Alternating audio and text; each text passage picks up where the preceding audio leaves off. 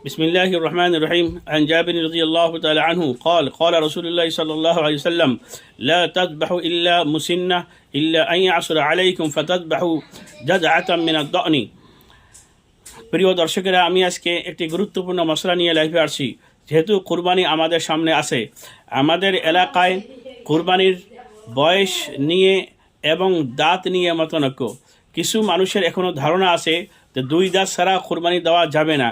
আসলে হাদিস এবং কোরআনের ভিত্তিতে সেটা কি বলতেছে শরিয়া, হাদিসের ভিত্তিতে আমরা রিসার্চ করে পেয়েছি একটি গরুর দাঁতের সাথে কুরবানি দেওয়া না দেওয়া কোনো সম্পর্ক নেই।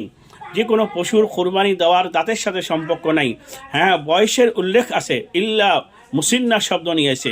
একটি গরুর জন্য 2 বছর পুরো হতে লাগবে, একটি ছাগলের জন্য 1 বছর পুরো হতে লাগবে, একটি ভৈষের জন্য 2 বছর পুরো হতে লাগবে, আর একটি উটের জন্য 5 বছর পুরো হতে